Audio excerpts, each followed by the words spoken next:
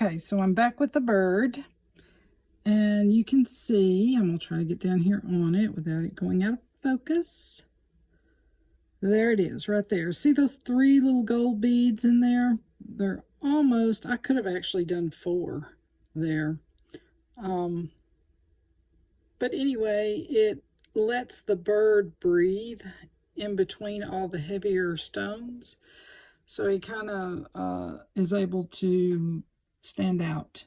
So I'm going to continue on with this, and I'm starting the other side, and once I get that on, we'll look at finishing the top and see what goes. It's exciting. It's so pretty. I'm so excited. All right, for those of you who might be doing something similar to what I'm doing, I decided to put 5 beads instead of the 3 because I really felt like it needed a little more room. So just so you'll have a heads up, if you're doing something very similar, I put 5 beads in around the bird instead of 3. Okay, back to business.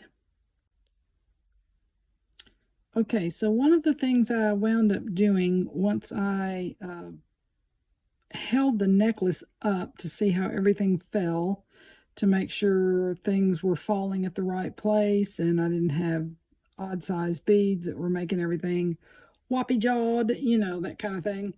So anyway, I did notice that the little bird's tip of his nose was a little bit sharp. So what I did was I took a jeweler's file, like this little thing right here. Let me pick him up here. This little thing right here, and I just filed off the tip of his nose right there. So it wasn't so tight up against that bronze colored bead. And I may file it a little bit more, but right now it's not touching. It's just, there's just a hint of air in between his nose and that bead once you pick it up. But I'm thinking once it goes around the neck, it's going to be just right. But I'm going to check it just in case. But anyway, had to do a little adjusting there. Be back in a little bit. Well, actually, let me go back up here. So here's where we are. Now my decision right here on the end is I think that I am going to finish it off with the rest of these beautiful red quartz beads here. Let me move my light. Sorry about that, guys. But anyway, I think I'm going to finish it off with these and pull the red all the way up.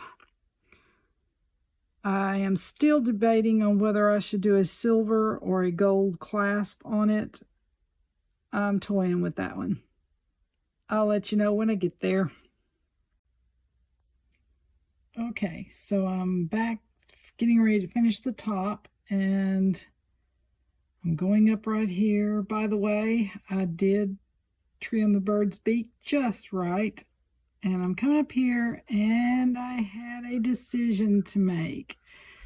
So instead of carrying the red and breaking this beautiful line of blue, I had some other lapis in a box with some pearls I had left over from something, and I just never throw anything away because you never know, you might just need that one little tiny bead, and you kept it. So anyway, I had these, and I thought, yes, they're a little lighter shade of lapis, but I'm okay with that. It's a beautiful blend.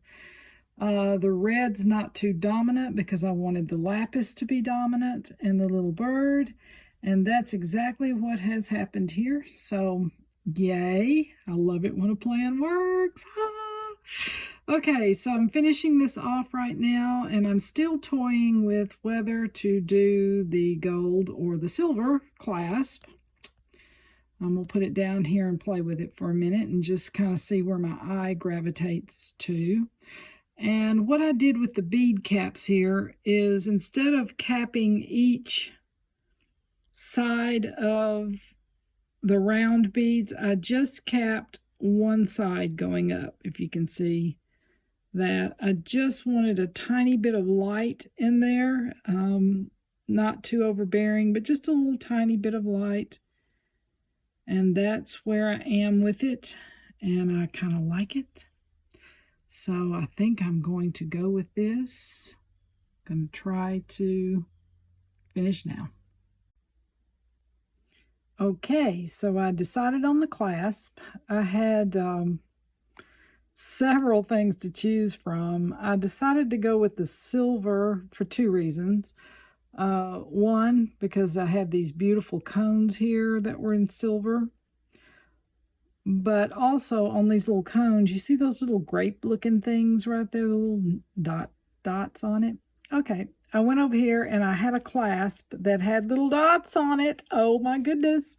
So I decided to use that one in order to kind of pull in that motif all the way to the top.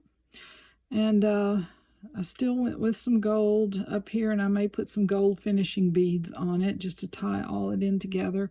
I love the mixed metals. I always have. It's been kind of one of my signature things with pretty much all of my designs.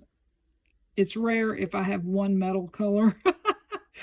But, you know, everybody has their own ideas, and those are great, and there's no right or wrong with it. It's just whatever your mind's eye or your spirit is seeing, and going with what your spirit is saying to you about something. So this is where I'm at. I'm going to finish this right now, and then we'll show you the finished product completely. Okay, I'm excited. I'm done. Oh my goodness. Here we go. So here's the clasp. You can see it's finished. I did add some finishing beads and gold to pull the gold all the way up. So we do have a mixture of gold and silver on here. I'm so excited. A little bit of touch of bronze, touch of red, and we go down here, and here's the little birdie bird, and he looks so cute. Oh my goodness. I actually tried this on, and his nose is exactly where it needs to be. So I'm glad I filed his little tip off a little bit there. But this is the whole thing. I will take some shots of it in a minute that are real shots so you can see what it looks like. Completed and on display for sale. See you guys later on the next project.